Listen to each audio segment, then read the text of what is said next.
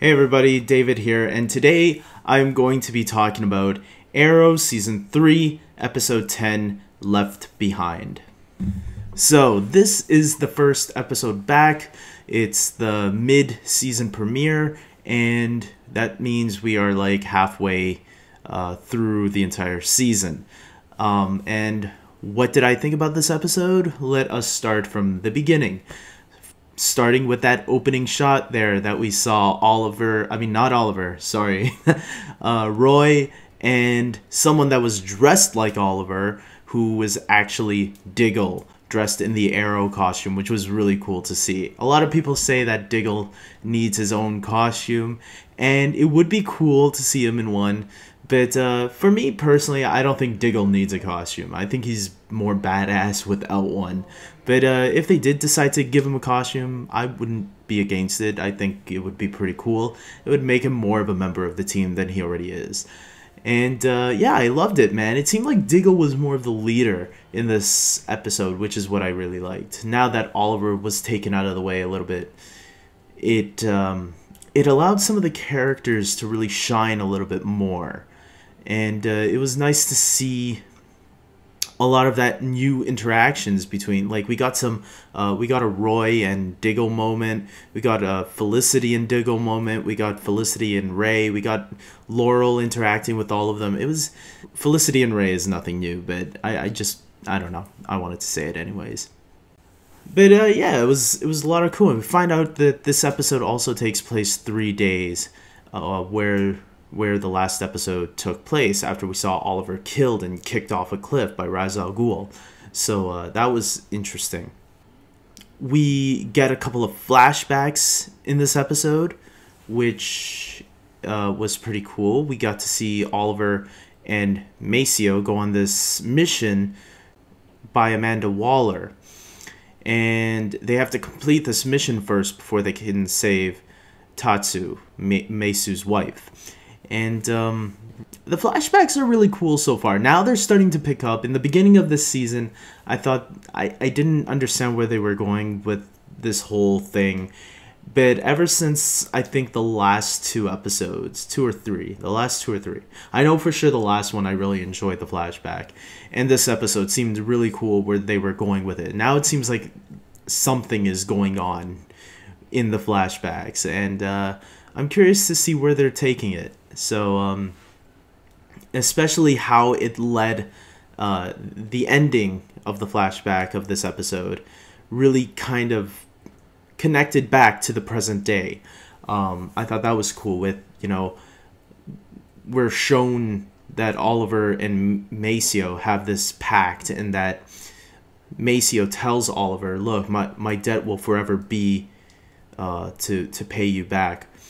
And we find out in the present that it was Maceo and his wife, Tatsu, who brought Oliver back to life somehow. And we're not revealed yet how they brought them back. So that's going to be interesting. Will the Lazarus Pit be involved? Which is what a lot of people were expecting it to be. I heard that it's not going to be the Lazarus Pit. I heard someone let it slip that so don't take this as 100% true, but I heard that apparently someone said that the Lazarus Pit does exist in the Arrow and Flash universe, but it isn't the thing that will bring Oliver back. So I guess next week, hopefully, we'll get the answer on how Oliver was back. I thought Oliver was actually going to be gone for a couple of episodes, but I'm happy he was already brought back because, man, I don't know how they were going to handle that for a couple of episodes without Oliver. It's still going to be fun. I think what we saw in this episode was a lot of fun, and it's going to be great to see how it continues.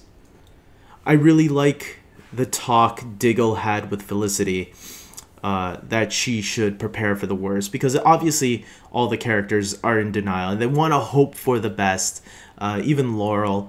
And it was kind of cool seeing them, all these character moments that all the characters were having, that especially Felicity, because she loves Oliver, and it was kind of There were some heartbreaking scenes in this episode, man. Like that scene with Brendan Routh and Felicity. I thought that scene was really touching, and you felt the emotions between these characters. Everybody's acting in this episode was really good. There's no one I had issues with. Even Laurel, who I usually get annoyed with, had some great moments in this episode. Not great moments, but this is one of those rare examples where I did not get annoyed with Laurel. I thought Laurel was actually really tolerable in this episode. And then we saw her at the end dressed up in the Black Canary outfit, which I was thinking to myself, wow, man, okay. I'm still not too sure what to think about that, but I think I need to see more what they're gonna do, because her becoming all of a sudden a badass crime fighter, she's only had a couple months training. Come on, let's be real here. But I heard that she might not be as well prepared as she thinks she is. And those were only 2 guys. Let's see how she deals with things next week. Especially now that Team Arrow seems to be quitting. So that was interesting. And that was a funny bit too, where Felicity decides to quit Team Arrow. And she goes up the stairs and she shuts off the lights while Roy and Diggle were still downstairs. Like, they didn't say they were quitting, so why are you closing all the lights on them, man? Hopefully she left, like, the light upstairs so they can find their way out. But I just thought that was a little funny.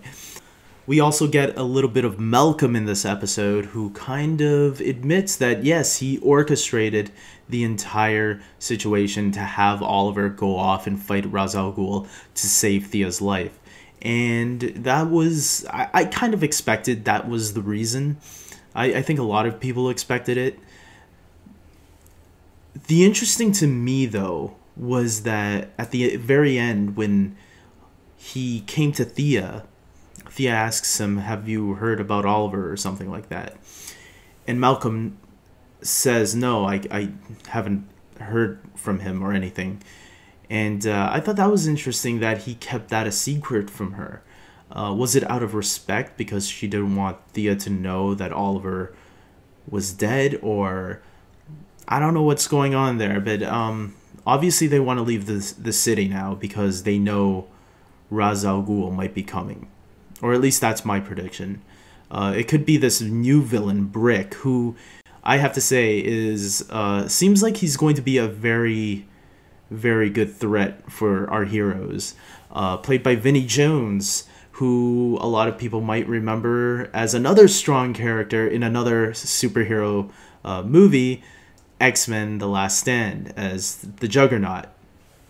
So, yeah, it was cool seeing him in this episode and playing this new villain who's clearly, just getting started, as we saw there at the end. And that's going to be pretty cool. Another thing I wanted to point out was I like that scene where Thea talks to Roy and asks him about Oliver. Sort of. What happens is she asks him, hey, I've seen this new guy on the TV, but with a red suit on, so I'm gonna guess it's you. And he doesn't deny it. It's like he's been caught red-handed. And I thought that was pretty fun. I'm glad Thea actually put that together. I'm surprised she didn't figure out her brother was the Green Arrow, though, but because she still hasn't figured that part out. And Roy decides to keep that a secret. Now, I know I might sound like a hypocrite here because I gave Laurel a lot of shit early on in the season. That, Laurel should have told her dad that Sarah was dead. Because we're at episode 10, and yeah, Detective Lance still has no clue that his daughter's dead. But Roy with Thea was a little bit different in my opinion. I just felt that he was put in an awkward situation. I still think there's time for Roy and someone to tell Thea the truth, maybe without the Green Arrow part, but we'll see. We'll see what happens. But for the most part, I'm going to wrap this up. For the most part, I really enjoyed this episode. I thought this was a great way to come back to. I really enjoyed every moment and every scene that was going on. I am giving this a 9 out of 10. That's how much I enjoyed the episode. It wasn't a 10 out of 10 episode because I was kind of hoping for something really big to happen at the end. And even though something kind of big happened with Maceo and Tatsu being revealed to bring Oliver back to life, I felt it wasn't that big. Deep down, I was kind of hoping for like Bruce Wayne to appear or something like that. I know I was wishing for the impossible, but it's what I was hoping for. And even though it didn't happen, I still really enjoyed the episode. I thought it was a fantastic comeback to the rest of the season. I can't wait to see how this season is gonna wrap. I hope we get to see Ra's al Ghul again soon, because we haven't seen him in this episode. So hopefully it won't be a long time since the next time we'll see him, especially since we know he's out there, but he thinks Oliver's dead. So, but once he finds out that Oliver's still around, you know, shit's gonna go down. So, I guess that's it, man. I can't wait for next week. What did you all think of the episode? Because I really thought it was great. I know everyone has different opinions, so let me know what you think, and let's get some discussions going in my comment section, man. Because yeah, I want to know what everybody else is thinking, not just me. So until next week, guys, take care.